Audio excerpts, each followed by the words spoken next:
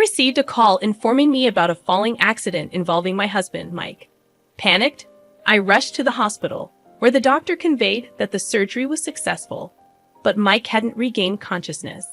The uncertainty of when or if he would wake up weighed heavily on me, and I collapsed in despair. The next day, my nephew Tyler, whom I hadn't seen in years, visited the hospital room. He handed me a letter that Mike had left with him a while back, insisting I read it alone. As I read the letter, I discovered an astonishing confession from Mike. To confirm its authenticity, I examined an unconscious Mike and found evidence supporting the letter's contents. Unbeknownst to me, Mike's secret was exposed, leading to unforeseen developments. Mike and I had married early, supported by our strong connection. As I began to enjoy my work, I expressed my desire to continue working after marriage, and we mutually agreed to support each other. Over the years, our bond remained close. Before turning 30, we both desired children, actively trying to conceive. The sudden passing of Mike's voluntarily institutionalized father, whom we had regularly visited, shocked us. Struggling with the loss, we could barely eat. Mike regretted not insisting on living together, and we wanted to repay the debt owed to his father for the support we received in the early years of our marriage. However, a complicated family dynamic unfolded after Mike's mother-in-law's death. Mike's older sister, whom we had hardly met, was more concerned about the inheritance than her grieving father and us. She demanded her share before the funeral, and to pacify her, Mike's father gave her severance money under the condition that she never contact him again. Mike and I were not informed about the sale of his parents' house, making it likely his sister didn't know about it either. Concerned about potential future troubles, we decided to contact her and distribute the assets equally to prevent disputes. The challenge, though, was the absence of a clear will from Mike's father-in-law, who had intended to meet with a lawyer before his sudden demise. Mike called his sister to inform her about their father's death and the funeral arrangements, but the conversation turned sour when she demanded her share of the inheritance without expressing any condolences. Frustrated but trying to remain calm, Mike discussed the inheritance distribution, learning about his sister's recent divorce. He was particularly concerned about his nephew, her son, but the conversation was dominated by the contentious inheritance issue. After the call, Mike was visibly upset and worried about potential disruptions at the funeral, reminiscent of his mother-in-law's funeral. I consented to remain silent as Mike wished. The days following the funeral were consumed by various procedures, and during this time, his sister called almost daily regarding the inheritance. Initially, Mike patiently explained, but gradually he started to ignore her calls, growing tired of the constant disruptions.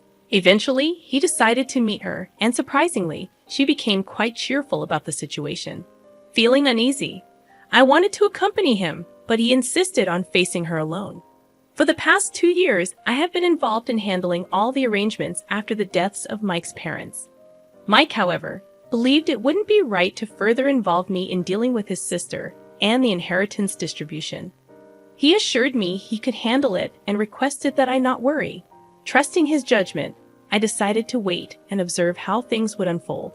Initially planning to join him, a sudden increase in work at my company made it impossible to match his schedule, and Mike ended up meeting her alone as planned. On the day of the meeting, my work was incredibly busy, and during my break, I couldn't help but worry about Mike. Trying to focus on work, I believed that no news was good news. Suddenly, my phone rang, displaying an unknown number with the hospital's name.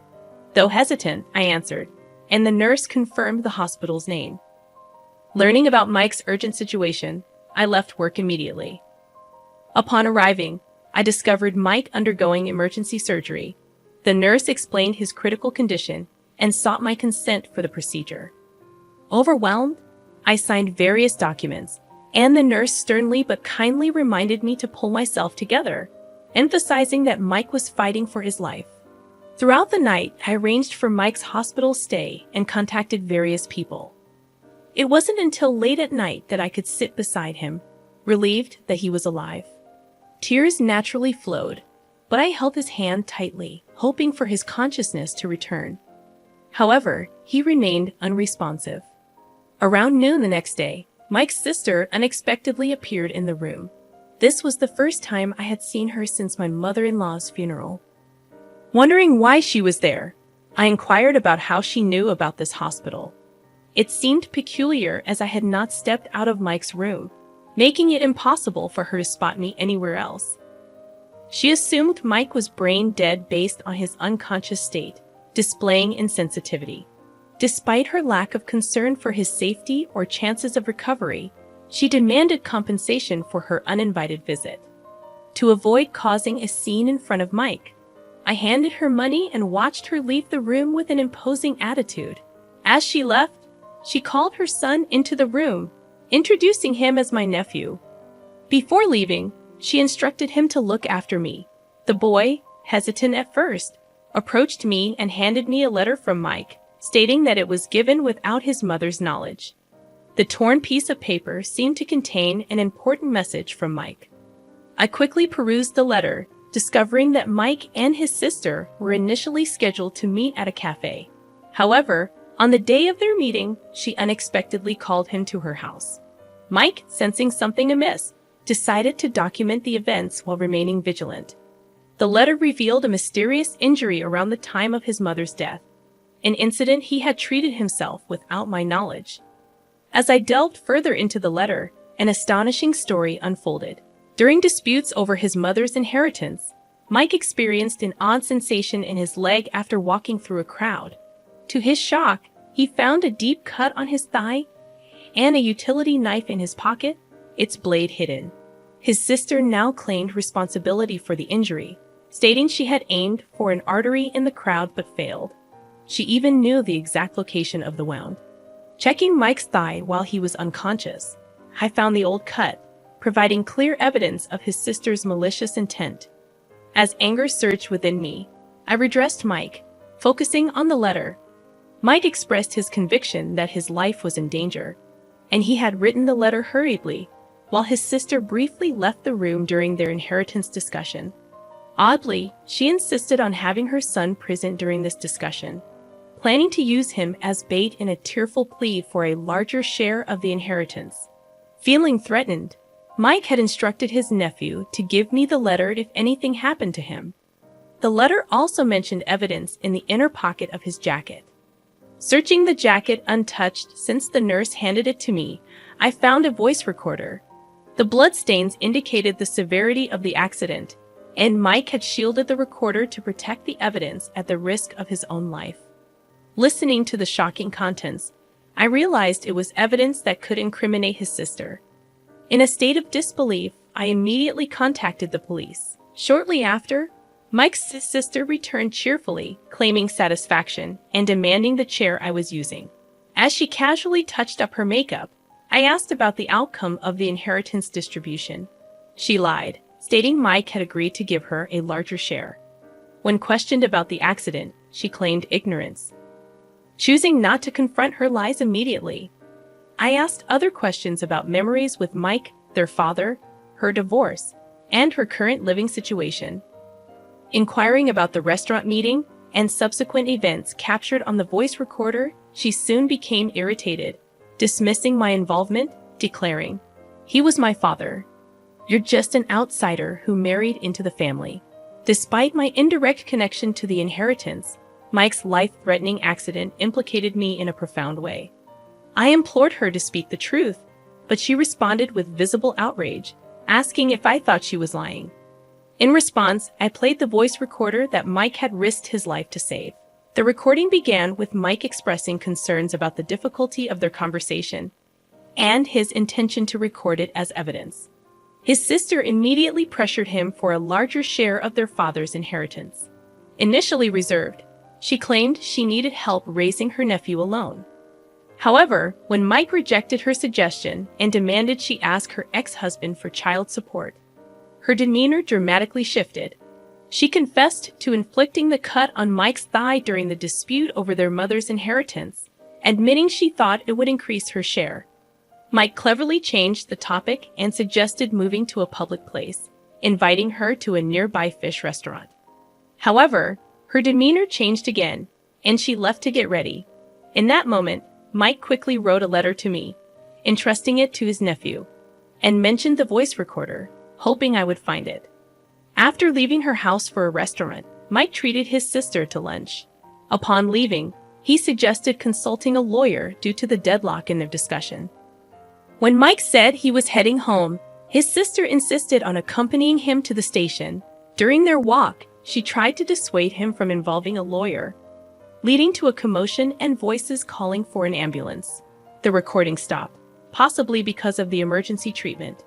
The sister-in-law initially seemed shocked, then became defiant, dismissing it as a sibling argument unrelated to the inheritance dispute. However, I pointed out that it proved Mike's fall was not an accident, but an incident.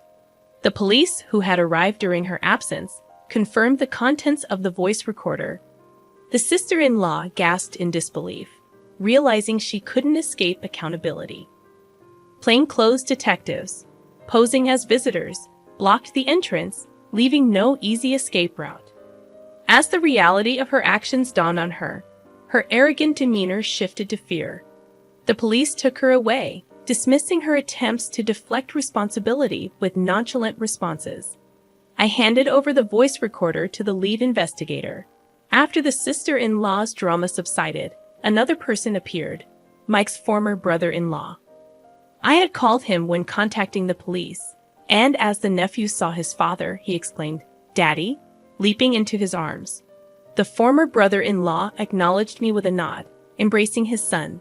This was the first time I had met him since my mother-in-law's funeral. The voice recorder contained the sister-in-law's true feelings about her son, stating she never wanted a child and only gave birth out of obligation.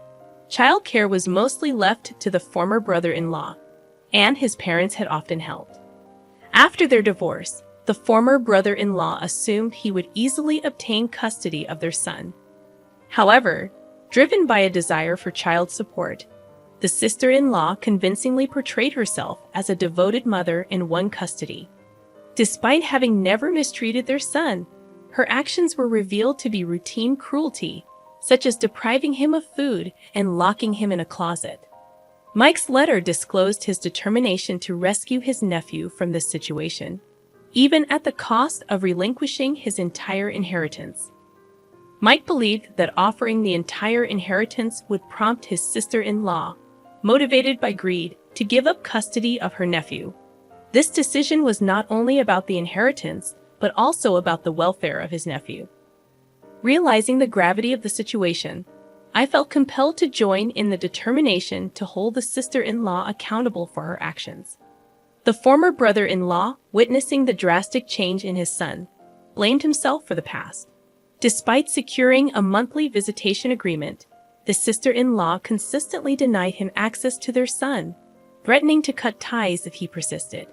Regretful for not confronting her sooner, the former brother-in-law apologized to his son repeatedly.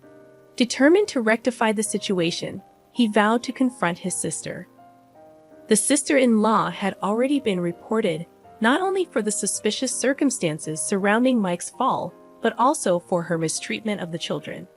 The youth division arrived, expressing a desire to hear from the nephew. As a guardian, my presence was required, and I accompanied them to the police station.